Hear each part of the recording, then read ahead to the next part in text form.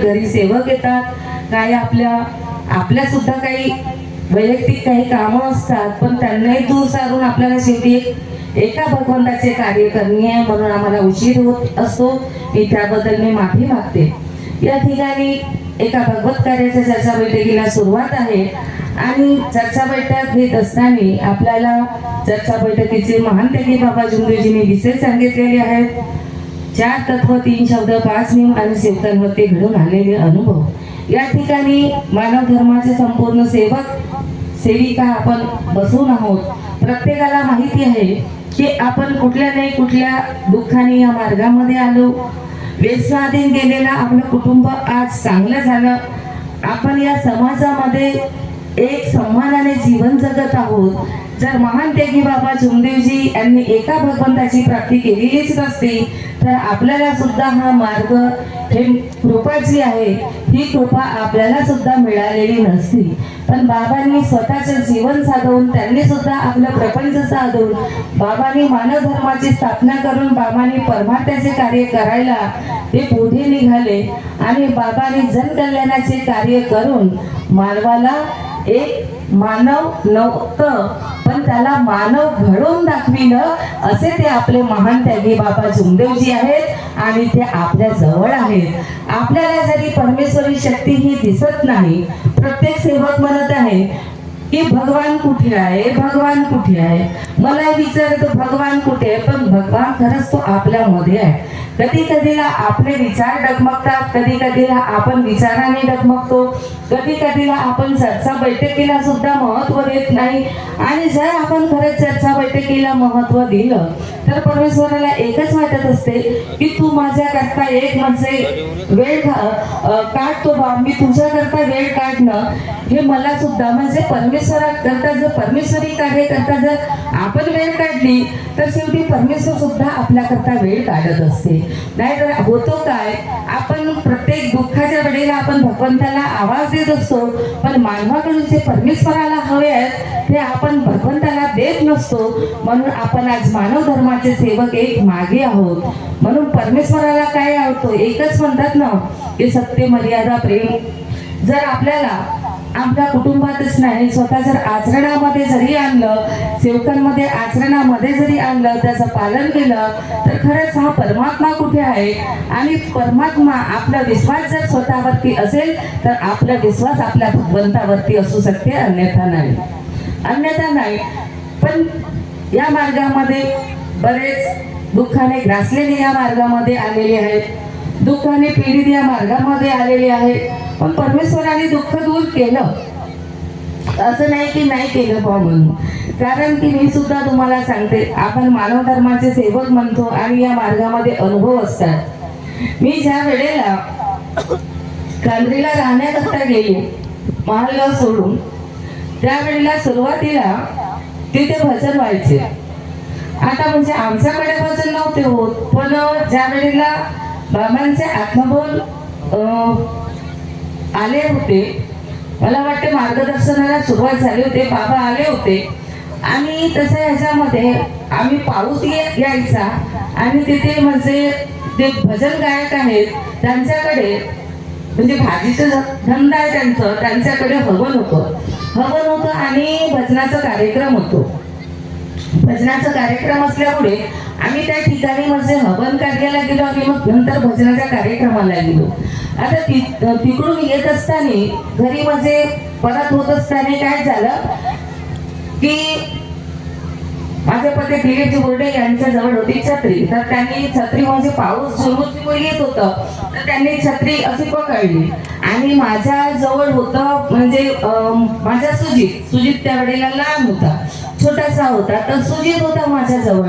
आणि जी शिवानी आहे तर ती माझ्या 2 नंबरवाल्या माझ्या बहिणीजवळ होती, गीताजवळ.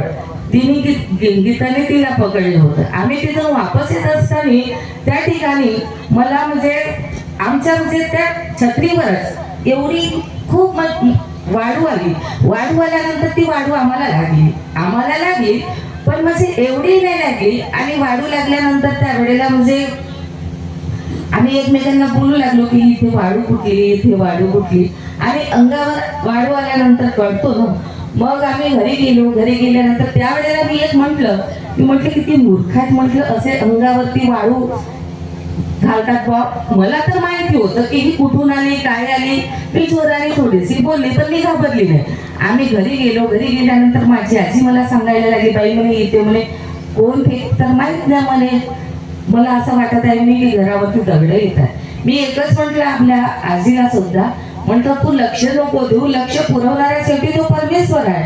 कुणी काय करत असेल त्याकडे लक्ष पुरवणारा तो भगवान आहे म्हटलं. मी सुद्धा त्या गोष्टीकडे लक्ष नाही दिली. पण घरी ह्या चर्चा केल्या की असं कोण असायला पाहिजे, पण मला माहिती होतं की दुसरं कोणी नाही राहू शकत. तिथेच आपल्या डोक्यात म्हणजे रेती आली बा, असं माझ्या मनात झालं. मनात झाल्यानंतर काही कालांतराने असं झालं की जो फेकणारा होता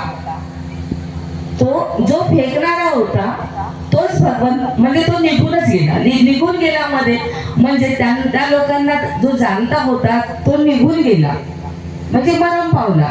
जास्त दिवस काही तो राहिला नाही. पण माझ्या मनामध्ये ते एक यायचं की इथूनच आलं बा.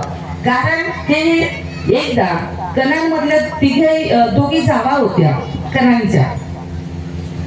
आता त्या दोघी जावा घरी आल्या. त्यावेळेला आमचं जुनं घर होतं आणि मला सांगायला लागले की ताई म्हणे आमच्या म्हणे घरावरती कुणीतरी दगड मारतात. आता त्या परमात्मा एक सेविका आणि त्यांच्या घरावरती दगड मारायला नको पाहिजे.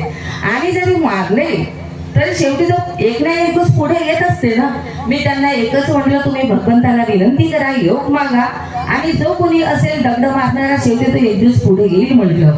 त्यांनी तसंच केलं. बाबांकडे आले ते नंतर मंडळामध्ये, बाबांकडून कार्य घेतले. बाबांनी त्यांना कार्य दिले आणि बाबांनी एकच म्हटलं, जरी तो कोणी फेकणारा असेल त्याच्याकडे लक्ष द्यायचं नाही. तो फेकतही असेल तरी आपण आपल्या परमेश्वराला सांगायचं. आणि तो मग विटाचे असे तुकडे वगैरे त्यांच्या घरावरती फेकणं त्यांनी चालू केलं. पण बाबांनी कार्य दिले आणि त्या कार्यामध्ये त्या जाणत्याचं म्हणजे त्यांच्या घरावरती दगड फेकणं बंद झालं. का बरं बंद झालं? कारण की आपण म्हणतो की कार्य ज्या वेळेला आपण घडवत असतो ते परमेश्वरी कार्य घडवत असतो. आपण नेहमी परमेश्वराचं नामस्मरण करत असतो, म्हणून ती दैवी शक्ती आपल्या पाठीशी उभी राहत असतो. म्हणून परमेश्वराला सुद्धा वाटतो की ए मानव, ए मूर्ख मानव, तू मेरे बाबा के सेवक के साथ ऐसा सलूक कर रहा है.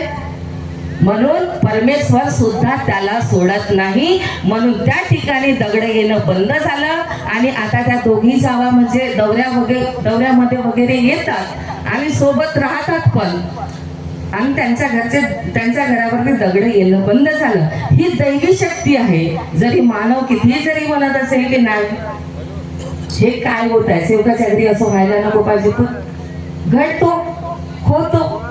कारण की जाणते लोकांना खूप हे असते ना. आणि नंतर मला माहिती पडलं की तो जाणता मरण पावला भाव म्हणून. म्हणजे जाणते जन्मले तर खरंच ह्या दैवी शक्तीचा जन्म या पृथ्वीच्या पाठीवरती झाला. म्हणजे असुरी शक्तीचा नायनाट करण्याकरता दैवी शक्तीने जन्म घेतला.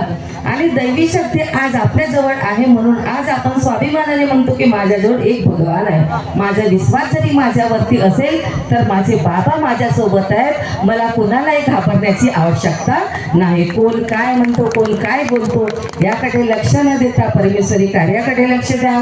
चर्चा बैठकीला जा. आजच्या प्रसंगी या ठिकाणी आम्ही उशिरा तर आलोच, मला क्षमा कराल. पण या ठिकाणी मला गुरुजीने माझं मानसन्मान केलं, 2 शब्द बोलण्याची संधी उपलब्ध करून दिली. याबद्दल येथील आयोजकाचं मी अभिवादन करते आणि आपल्या शब्दाला मी येथेच विराम देते. सर्वांना माझा नमस्कार.